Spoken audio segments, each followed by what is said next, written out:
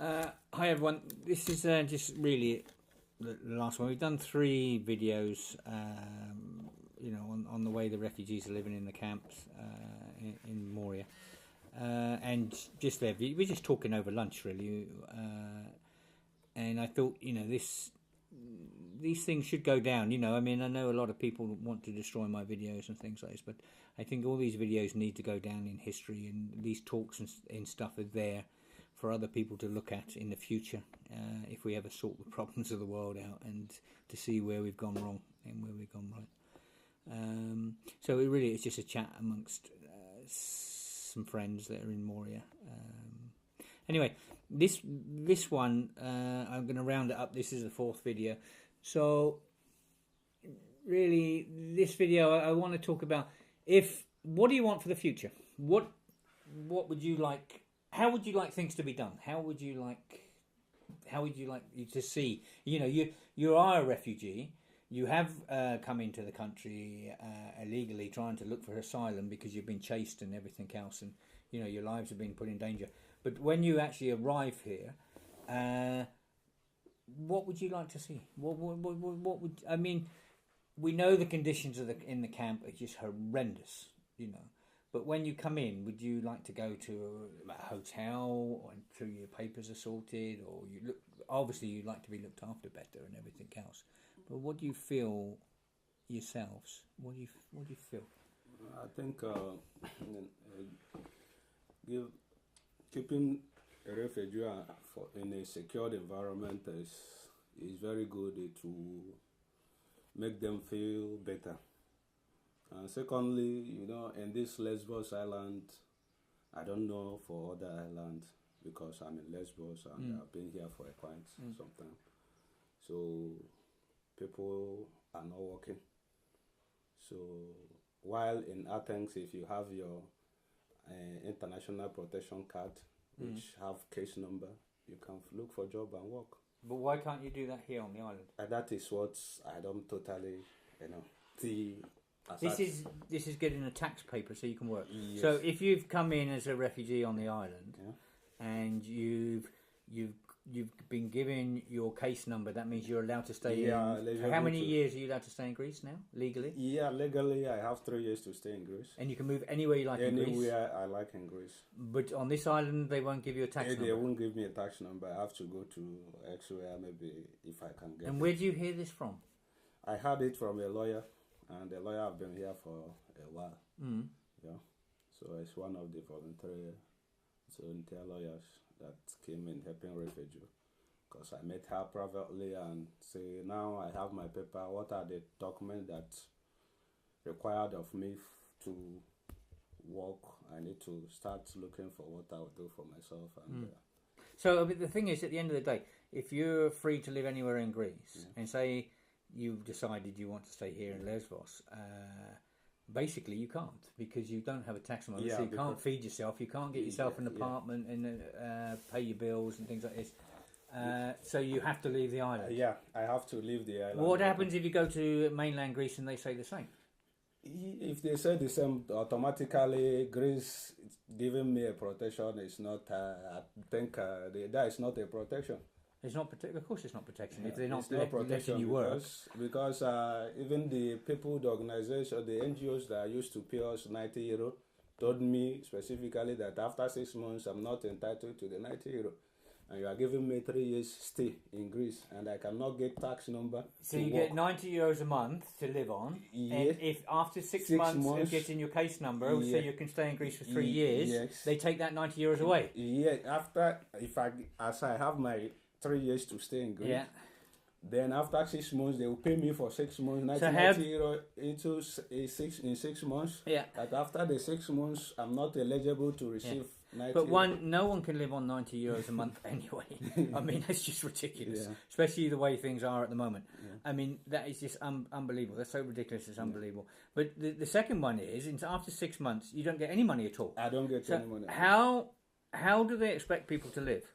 How, because if I had a family, if I had a family and me, my wife and my daughter, and we were refugees, and we get we couldn't survive on €90 a month, but but if we could, after 6 months of actually getting our case number and we're legally allowed to stay in Greece for 3 years, we don't get any money at all.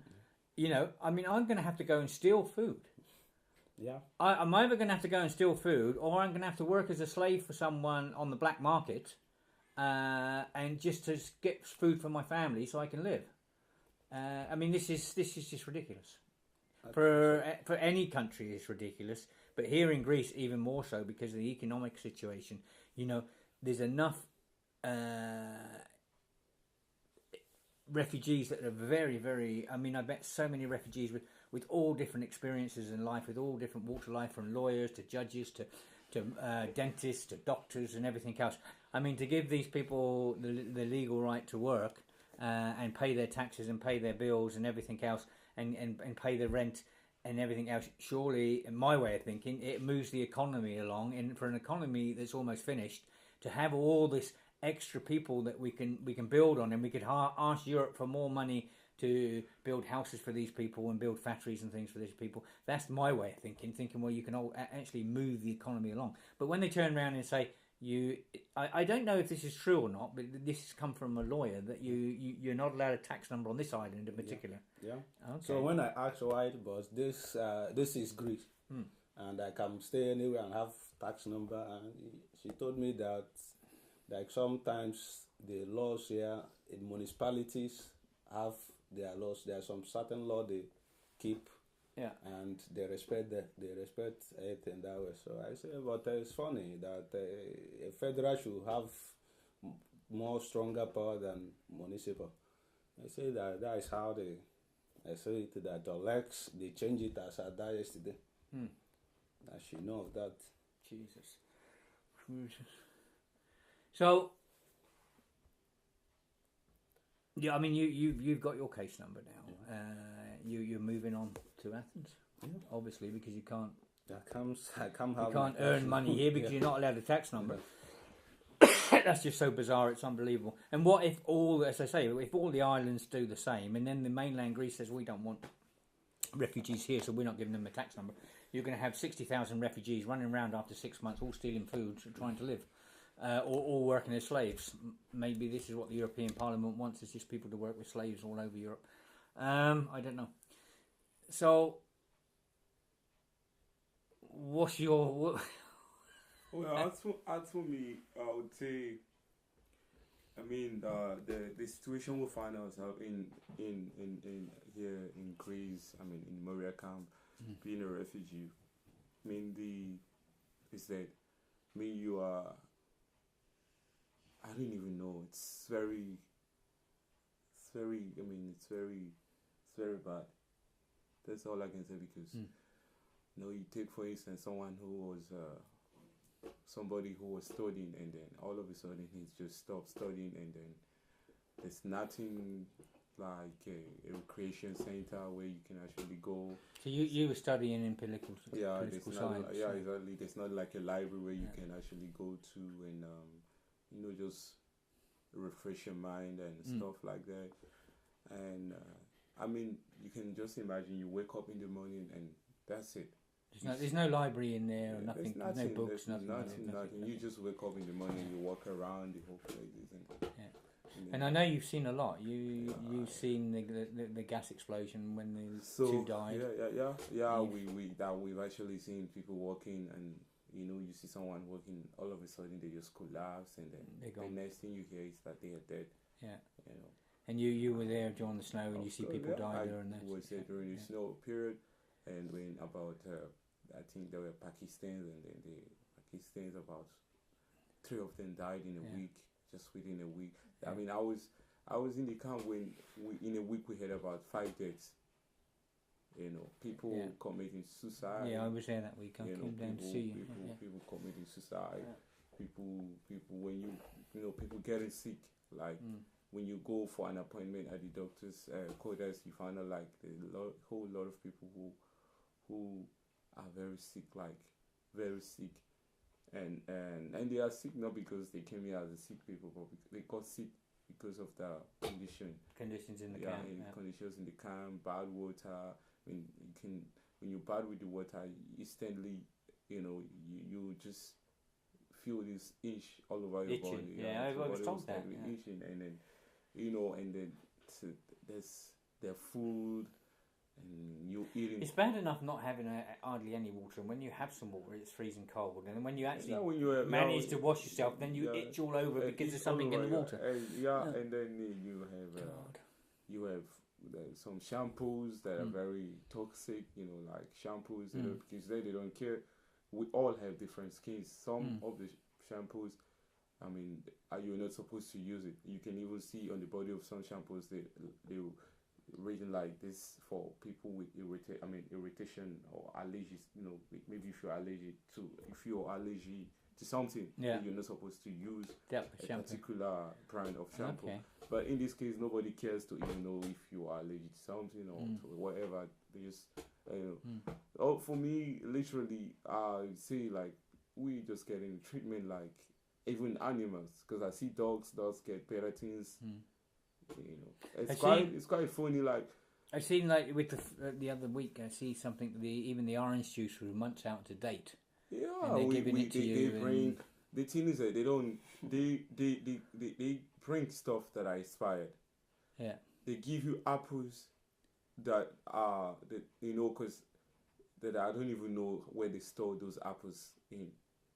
When you eat the apple, you could tell like it's like bread. Okay, it's very dry. Just different flavors. No, it's not. Yeah, it's like bread. Like what it's been like you eating a dry apple. Okay. Or else the apple should be something when you eat. It's juicy, yeah. It's juicy, yeah, exactly.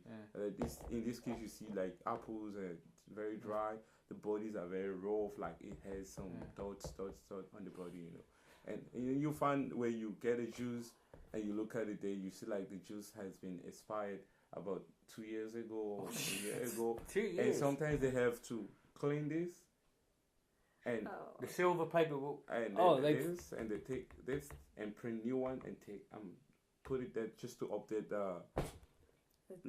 put another sticker on top of the old sticker. And the food, the food is just something.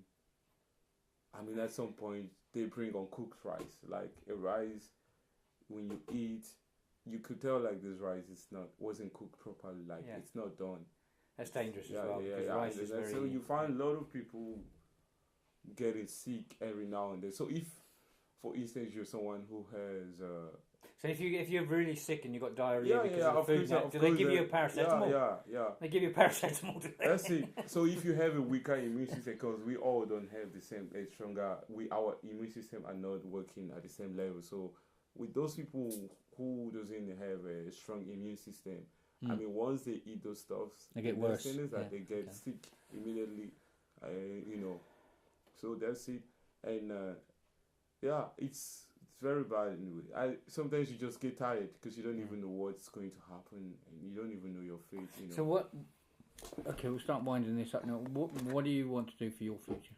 What do you want to do for your future? I know you're a very intelligent man, and I know you're a student and everything else. And you've studied very well, and even now I know you're reading about human rights in the 1951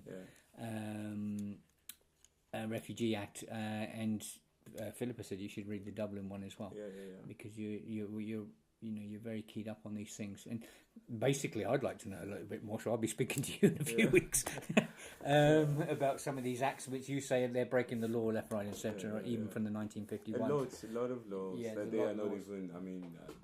They're not abiding by the laws. Like for instance, the law says like when you are a refugee, when you come into a country as a refugee, the country is obligated to give you protection and also to give you a fair hearing as to the reason why.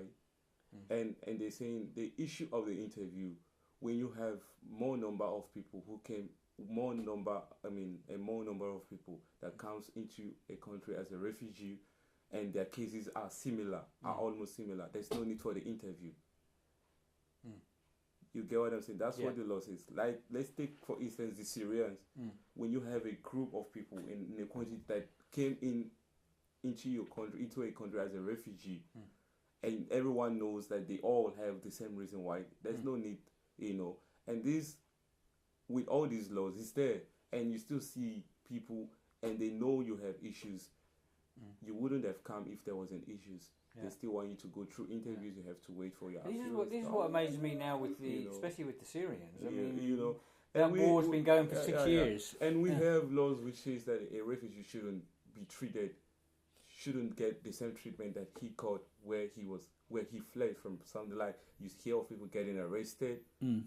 A refugee wasn't supposed to be handcuffed or treated, except if you have some issues like security, you are a security threat. But like handcuffing someone, saying deportation, stuff like that, I mean, it's not allowed, But because some of us, we don't even know about it. That's why I would never let a policeman put a handcuff on my hand. Well, we've had them handcuffed in fours and put on boats. You can't do that because I wouldn't let you do that. And the thing is that, the problem is a whole lot of the refugees doesn't even know their right as a refugee or what the UN.